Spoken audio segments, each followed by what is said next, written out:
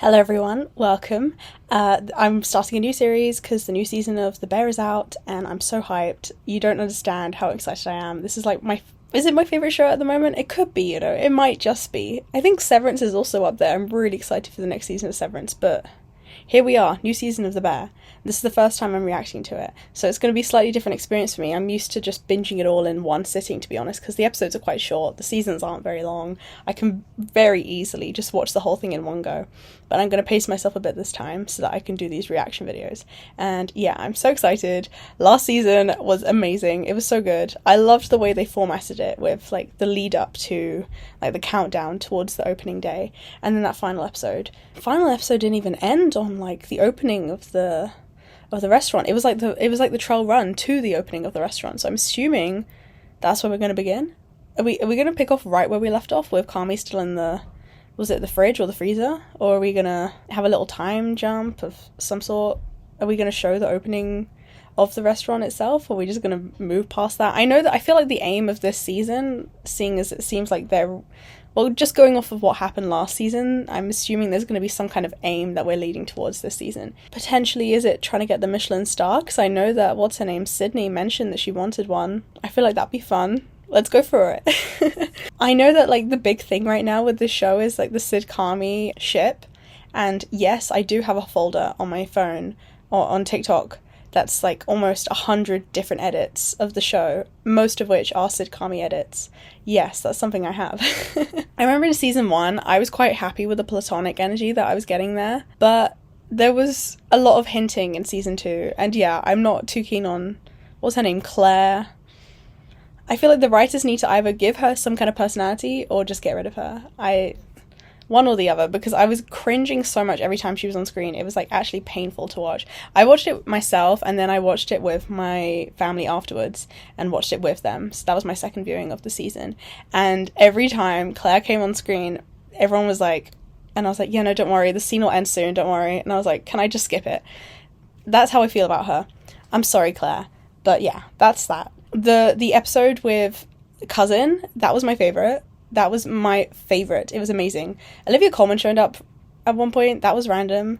There was a lot of weird cameos last season. I don't know if they're going to continue that or if any of those cameos are going to be like continuing. I don't know if they're going to bring back Jamie Lee Curtis as the mother, because that was really cool. There's a lot, isn't there? I'm excited. Should we just watch it?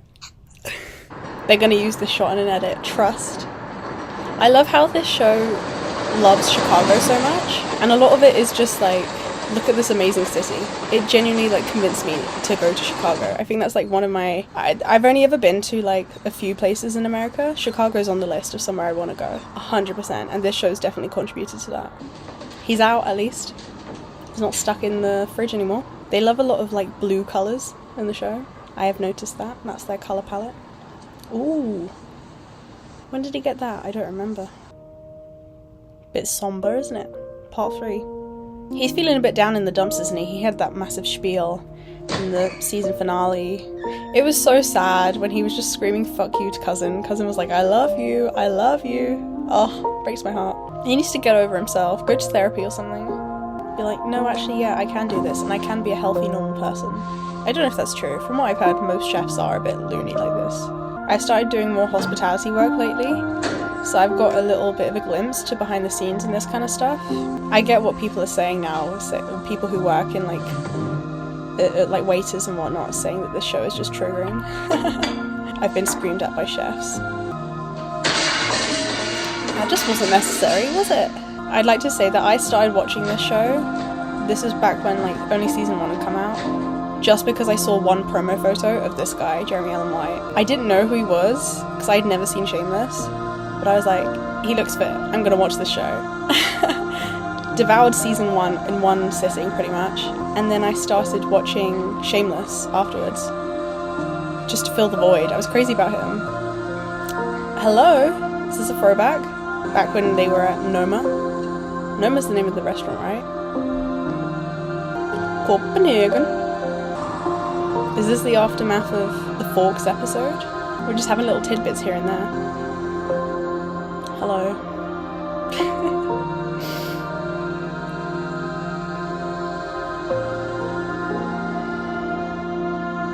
I have nothing against the actress. She's actually really cool from what I've seen of her in real life. So tomorrow? I'll call you tomorrow. Probably when I get there. Okay. Got everything you need? New York's got everything. This is the aftermath still. When he went and stayed at... what's his name? Sarah Paulson offered him a place. He wanted to come to New York instead. If you look closely, you can see the shadow of a rat in that hat. What's the purpose of the chef hat? If there are any chefs that know. I feel like they're unnecessarily tall. Is it a status thing? Like, the taller your hat, the more important you are?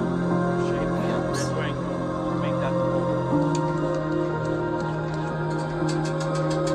I actually quite enjoy cooking. I'm not very skilled at it, but I find pleasure in making a meal, especially if it's something I've never made before and it's an experiment. Is that John Mulaney? Yes, let's go.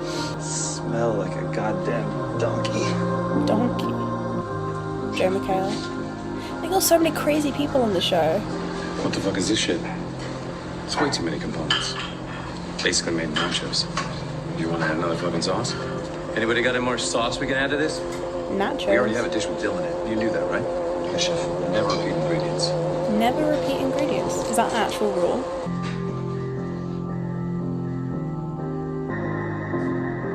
So much brooding going on right now. Thank God for that. Hello, Sydney. Now, negotiables. It's difficult to read his handwriting. How's he going to cook the chicken? I want to get some tips from this show, man. Rosemary?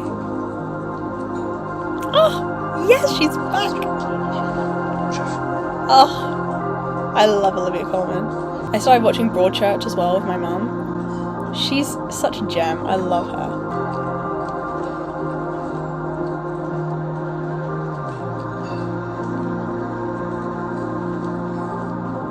Pathetic. I like the little pout, the concentration pout. Part of me actually really wants to go to culinary school. I feel like it'd be kind of fun.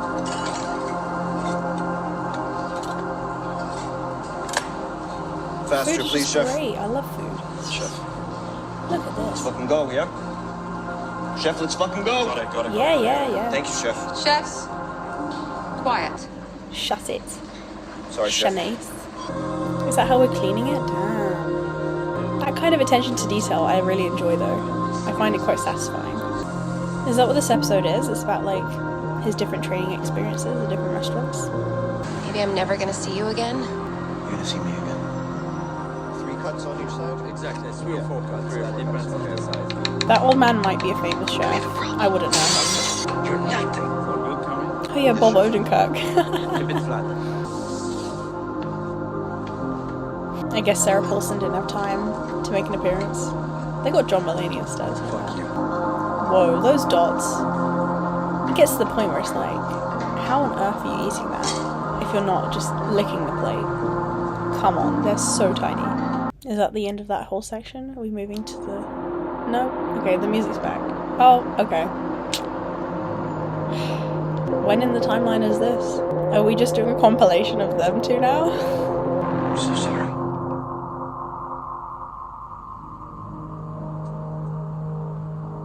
We made it. No, you made it. She was throwing up at the end of that episode, wasn't With she? everyone else. I left you alone.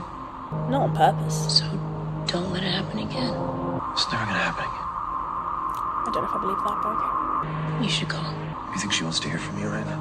It's not what I was talking about. I don't really know what I said, but I know I didn't mean it. I know you didn't mean it. Yeah, I think we just, I'm sorry. And I love you. And I'll see you tomorrow. Okay, bye. Bye. Those are nice shoes. And I love you. Oh. And I'm sorry. Okay, I'm a lot happy with that. And I'll see you tomorrow. Okay, Oh, bless. I forgot about that. Oh shit, his mum. I completely forgot about that. Off the place. What? I can't read. 5 more seconds on these, chef. Chef. 5 more You good? seconds. Yes, chef. You got this? Yes, chef. Are you sure? Yes, chef. Do you need me to finish it for you? No, chef. 5 more seconds on these, always, chef. I don't know if I can deal with how patronising they would be though. in culinary school if they're like that. Are you sure? Do you understand? Do you need me to help you? Can you handle those 5 more seconds? Yes, I can. Calm down, Olivia. You have to have a lot of discipline for this kind of thing. I know tonight was really a lot. I just hope you know that we're all here for you, whatever you need, and take all the time you need. You don't even need to respond to this at all. Is this for, what's his name? The one whose mum is dying? Yeah, it must be. Marcus, there we go. Who the hell? Who the hell's that? We're gonna have a staring contest, and whoever blinks, they lose, and the winner gets a prize. Ready? 1, 2, 3. Did you blink? You blink. Oh my god, I lose. And you win. You did it. You did it. I'm happy to get more of her outside of when she's with Kami. Her just doing her job or just being a normal human being outside of him, rather than the whole manic pixie kind of thing they were going for last season. Less is more vibrant collaboration, no repeat something. Ingredients, probably. Is this really the whole episode? I feel like it feels like the episode is just one long montage. I didn't expect it to start like this. So many insane close-ups. I feel so uncomfortable as an actor, knowing that the camera's right up in my face like that. You can see every single pore. Who did he send it to? Ah. Check that out. What the hell is that? Absolutely no fucking idea. You have this. Hey, Please fucking take it. I'm not gonna fucking take your money, Nat. No. Yo, call me back. Where the fuck are you? Okay, let's lose the blood orange and the zucchini and add fennel. You know that's gonna be my dish, though? Yes, chef. Simple.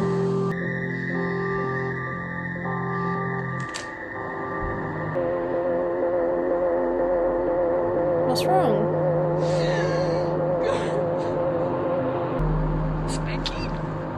Ah, that's what's wrong. Shoes on the bed? Come on, sir. Is that his mum's old bed? It's weird the way this episode is. This noise comes in and out, and then it's another. It reminds me a little bit of Oppenheimer, because I got the same kind of energy from the pacing of the scenes and whatnot. Pursuit of excellence. Hell yeah, I can read that. The funeral. Did he not go to his own brother's funeral? Have you ever been to Copenhagen? Copenhagen? No, Ma.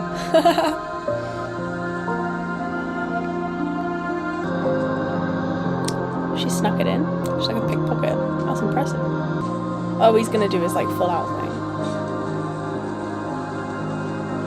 I think I'd prefer it with all the other stuff on it.